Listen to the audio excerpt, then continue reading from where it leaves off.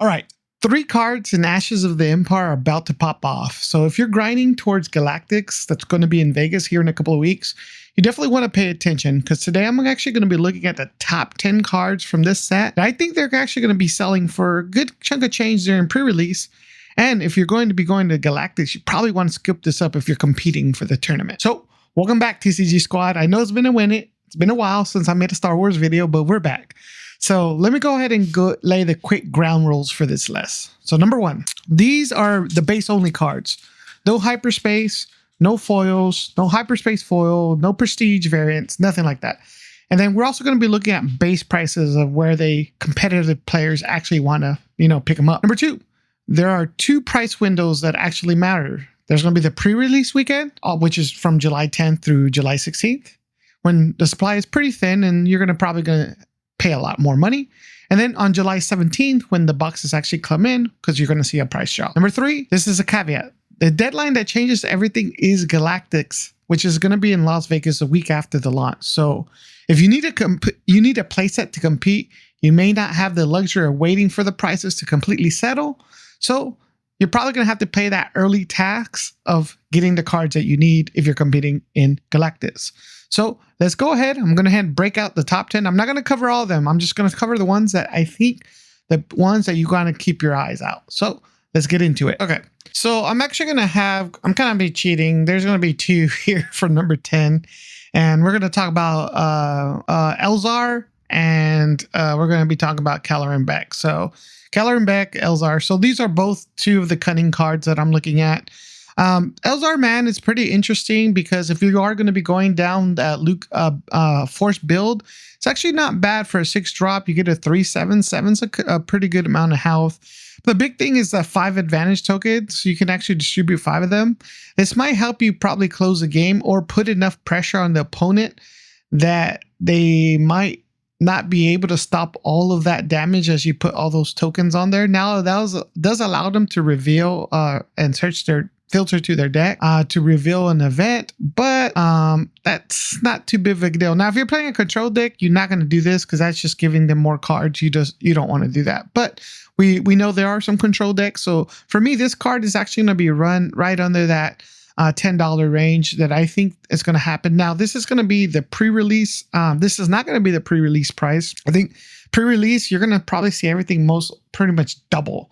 So if I say, I'm talking about really the base price, so you might see this card anywhere from $15 at pre-release, but after everyone starts buying from all of Galactics and everything settles, this will definitely be, I think, a legendary that will be under that $10 mark. Any other legendaries that I don't cover here are definitely going to be under like $4. So like in my theory, like I've always said in games, if you could get a legendary card for like under $3 to $4, just buy your playset. Don't worry about it. They may eventually get good later, but during pre-release, it's definitely when I try to trade my cards that I think I'm not going to play. Like I don't play any hero. I just stick to villain. So when I get these cards, I'll try to sell them during pre-release or immediately trade for the cards I do need. I don't care. Kelleran Beq's another one. I think he's very, very good. A 4-drop. There's a 3/5 with ambush, and then he gets stronger for each other unit that is out there. So around that 4 resource turn, you could have 2 units out there already. If you're playing like an aggro deck, you could have 3, and then pop out Kelleran Beq. So you could potentially be, most of the times he's going to be a 5/5 ambush. Pretty good. 5 health is really good. Some occasions you can have him 6 if you're going super wide deck. Again, I think he's going to be pretty solid if you're running any kind of force deck that has yellow. Again, for pre-release weekend, I do see him probably going to be around a $15 card, but and then leading up to Worlds, they're going to be looking at, or Galactics, they're going to be trying to buy this up if they're running yellows. Outside of that, once everything settles, this definitely will be an under $10 legendary. Moving on, I have Whistling Birds. Another Whistling Birds is a 3-drop equipment, gives it +2/+2, and it says when you attach to a non-vehicle unit attached gangs. When attack ends, if this unit dealt combat damage to an opponent's base, deal 2 damage each unit that opponents controls in that unit area. I think this is a very good upgrade. So if there is a way to help clear out some of those wider boards, this is the card to do it, because you can have something with Saboteur swing in and always hit that combat damage or base damage. Then you can do 2 damage. So you're probably going to be doing it in ground almost every time, because I believe everything in space is pretty much a vehicle except for the wells. Yeah, for me, this just pretty much reads arena, ground arena. But yeah, for pre-release, I really like this legendary. I haven't seen too many decks run it that were, I would say, considered the meta decks that all the speculation that other creators have been talking about. But I do think it's a very solid legendary. Again, this is one of the legendaries I do think it will be during pre-release. You can probably swing it for 15, 20 bucks, trade it for another card that you might really need. Or because of Galactics, if someone's running these type of red decks that are going to use these cards, that's another way. But other than that, I do think this is going to be a under $10 legendary for the most part. But I do have this as probably the 9th best legendary. So moving on to the 8th best legendary here in terms of, we're talking pricing and overall in the game. I do for this set, let me clarify that again. We got the Gorian Shard Corsair. It's a 6/5. Damage dealt by friendly underworld cards is unpreventable. When it's played on attack, you may do 2 damage to a unit. This is actually a very solid ship. If you're going Cad Bane yellow, this is going to be, to me, is an auto include. And because Cad Bane's such a good leader, period, we're going to see a lot of different builds on Cad Bane. Obviously, the big Cad Bane build is the Cad Bane blue, but I think there's going to be some innovation with Cad Bane. There's some people who played a lot of Cad Bane when he came out in Shadows of the Galaxy, which is set 2. And I played Cad Bane since set 2 all the way till he was rotated out. So this is actually a ship that I think is going to be good. Again, I don't think it's a super high legendary. I think there's only going to be 3 legendaries that crack a certain price point during pre-release weekend, and even leading up to Galactics, but then we'll settle to a little bit lower price. Again, I think this card will be around that $15 to $20 range during pre-release, leading up to Galactus as well, but I think it's still going to end up selling to be around a $10, under a $10 card, anywhere from $5 to $10 for the base value.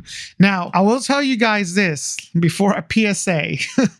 If any of these cards are in the winning deck at Galactics, then my prediction price target is not going to be correct. It's gonna double or triple. So just be aware of it. So if you can get it while it's undervalued, that's a good time to grab it. Wouldn't grab it if it's you seeing a lot of volume, and we can talk about that in a later video. Let me know if you guys are new to the channel. Hit that subscribe button. I do all content related to Star Wars Unlimited and Riftbound, and I'll actually will be talking about the new Noralto game once we get more information, as well as Cyberpunk. I'll be covering anything related in the market and finance level of the game, because some people are so new to games they don't understand how or when to buy cards. And I've been playing TCGs for quite a while, and I've actually figured out a nice little strategy when it comes to doing that. And because I only play in certain decks, I like to sell or trade my other cards to fill in the cards that I actually like to play for the decks I play. So go ahead and hit that subscribe button. It means a lot to me. Now let's move on to number 7. We have the Ravager. This is a 9 cost ship, 8 attack, 10 health. Has Restore 2, and it says when you play a unit, you may have it deal damage equal to its power to a unit in that same arena, which is this is what we call it's a very powerful ship. Now remember, guys, we have Piet. Piet is still in play, so this actually gives you that if he's out, he reduces that cost by 2. So this becomes a 7 cost. And then there's still a little bit of ramp in the game. The fact that you can play units, if you can hold on, this is strategy really is mid-range, hold on. Then you start dropping this ship. And then every single ship you start playing after that, you're going to literally bomb something. It's going to take out their biggest threat. This is actually extremely powerful effect. And if there's any ways you can cheat cards out and start playing, because it just says when you play, it's not once per turn, not once a phase, it's every time. So somehow you can start playing out like multiple little ships. And when I mean little, we're talking about like, 3-4 costs with Piet. You could potentially be taking out a couple units every turn. Obviously, if you have other bigger ships, you're going to take out pretty much any big ship. I actually really like Ravager. I just don't know how good specifically a Piet deck would be in the meta. I've seen some other decks floating around. They tend to be faster. And then with Cad Bane pinging everything, it's going to be very interesting. I would love to see this. Because of that, during pre-release, again, it's going to fall in that same category where I think it'll be around $15. And then after everything settles from Galactics, and obviously doesn't win Worlds, we're probably going to see it anywhere between a $5 to $10 legendary. Now, let's move on. This is going to be the next tier of cards where I think these are going to be a lot more playable. So starting off, we're going to have the Mandalorian. So 4 costs. He's a 4 resource unit, has 5 attack, 4 defense, and is shielded. And it says, if damage would be dealt to another friendly unit, you may defeat a shield token on this unit. If you do, you prevent that damage. Which is pretty good. You could keep popping shields on him and keeping your other guys alive, which pseudo makes them sentinel, but not really, because they're still physically attacking the other unit. You're just taking the damage and popping off the shield. Now, the only problem with this is, well, there's a lot of Cad Bane. So Cad Bane's going to be able to pick off these shields just literally with his ability damage.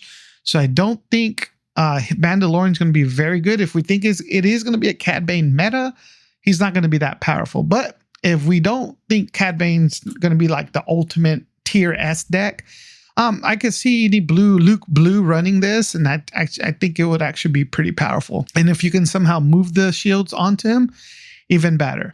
Now, I do think the Mandalorian is probably going to be around a $20 to $25 card during pre-release leading up to Galactics. But I do think he's going to end up settling anywhere from like $10 to $20. I don't think he's going to be that very of an expensive card.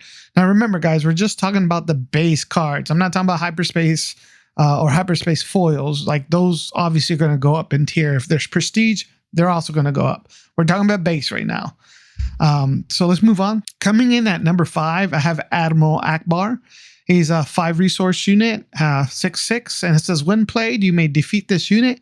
If you do, you can search the top 10 cards of your deck for any number of space units with combined cost 5 or less, and play each of them for free.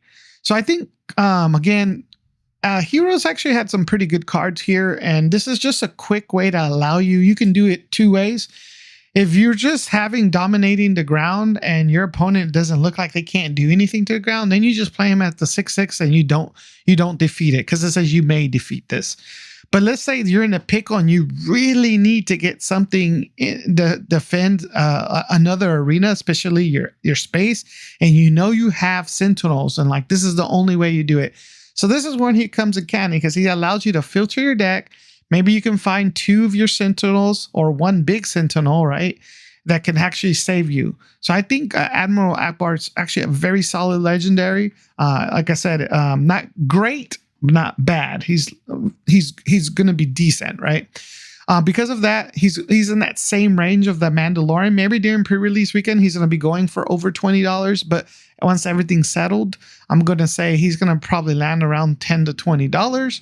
And then that's a good time to go ahead and pick him up once he settles. Moving on to number 4, we have the Darksaber. Darksaber is a 4 cost equipment or weapon.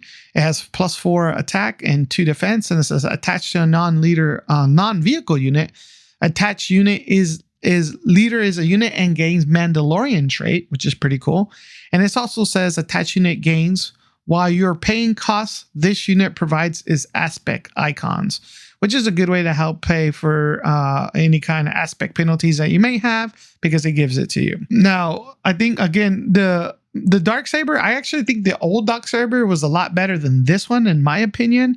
But I think this one's still pretty good. A 4/2 could put a lot of aggro. If you're building an aggro deck that has green in it, that could be scary. I mean, I remember the old Sabine deck when they had the Darksaber, that thing got scary fast because it was just such a fast deck and efficient deck. For this card, I do think, again, it's going to be in the same level as the Mandalorian Ackbar in terms of the price range.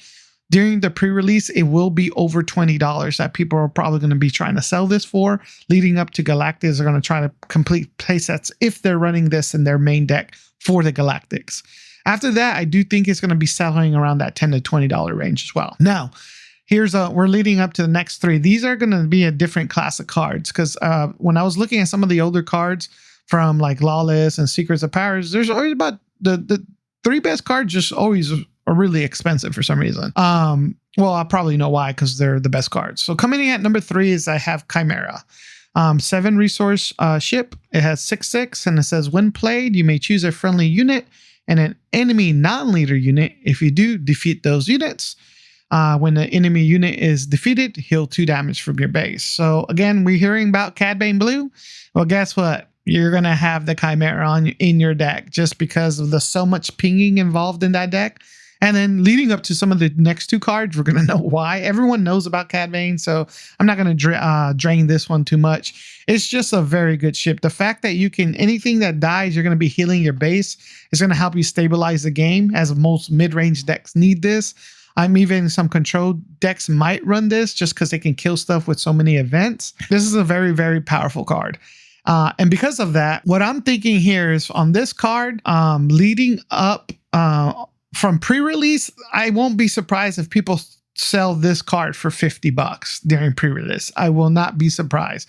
I won't be surprised if this card will be going for $50 during all the way up to Galactics for those people that are going to be running Dedra Blue or Cad Bane Blue, because I do see this card. Many people are going to want it. Galactics is adding that pressure. Might be a $50 card, but once it does settle, I do think it's going to be around the $30 card. It's just solid. I mean, think about it. The Stranger, we didn't see really many decks with it, and the Stranger was going for $30. Like, it was just a good card. It's just like the meta at that time didn't help really support him, but it was such a powerful card. You always saw around that $30 range. So Chimaera, definitely going to be a $30 card. Moving on to the second best card for this set is the Ninth Sister. She's 7 resource unit, 8 attack, 7 damage, overwhelm, and it says when played, an opponent discards a card from their hand. You may deal damage equal to its cost divided as you choose among any number of units. Bro, she has basically, to me, in my eyes, she has like a force throw built in. It's just really good. And she's a huge attack, 8 attack with overwhelm. Again, Cad Bane's red. You auto include her in this deck. Like, there's no reason not to have it. And the fact that you can play it and they just they're going to get rid of, it's going to be scary because when they're leading up to that 7 resource turn, man, if they're in the pickle, they don't want to get rid of their big cards. But at the same time, if you do get rid of them, you're probably still going to lose. Like, she puts you in a difficult situation. And even if you do manage to throw away a 1, 2, 3 resource card, doesn't really kill anything. Well, then you still got to figure out how to kill this thing, or it's going to kill you next turn. If Cad Bane runs the aggressive negotiations, even if they had 2 cards after they play that's 10 damage into your base. That's probably GG most of the time. I do think, again, same level Chimaera. I can easily see this during pre-release being $50 for those people who are really trying to grab their cards for Galactics. Once after Galactics, the market settles. She should be around that $30 price point for that base version, for sure. And then lastly, we're talking about Vizsla. I definitely think he's definitely the best card in the game for this set. When we're talking about the legendaries, he's an 8 cost unit. He has 6/6, and it says when played, it says defeat any number of non-leader units with a total health of 6 or less remaining HP, and you create a Mandalorian token for each unit defeated this way. I mean, what can we say? The whole Cad Bane deck again is just all about pinging. He can't kill anything, but when you pop this boy out and you have everything on your opponent's board is less than 6, a total of 6 or less remaining HP, you can pluck off multiple units. Just with Cad Bane, you could probably just kill at least 3 units. You're doing multiple trades, and you get 2 Mandalorian tokens. It's busted. It's completely busted. Again, he's gonna be he's the best card in this set. Same thing following these top 3 during the pre-release and leading up to Galactic. I can easily see Vizsla being $50. People buying them for $50. People are going to be scrapping for these cards that are going to Galactics, and this is going to be your best time to trade those cards, sell those cards, get the cards that you need. If you're looking for any of them showcases, it's a great time to trade. Don't trade for Cad Bane showcase. He's going to be expensive. I am going to be guessing what the next showcases might be going for in terms of the price. See which showcase is going to be. So that's probably going to be my next video. And then once we start getting into the set Galactics, I'll be doing market watches. We're going to see how those cards adjust. So make sure you're subscribed. But yeah, the Mandalorian, Vizsla is going to be, he's going to be expensive. Now, I do think he is going to settle. Once he settles down, the base card should be around that $30 to $35 price range. I don't see him being much more expensive. So we should be happy. It's not like Spark of the Rebellion, where the Luke and the Vaders were just always sitting at like $60, $70. And the hyperspace foils, you could get $100 out of it. Now, obviously, for all of those other variants, the hyperspace foils, and any kind of prestiges, they're obviously going to raise the cost of the cards, but we're talking about the base set.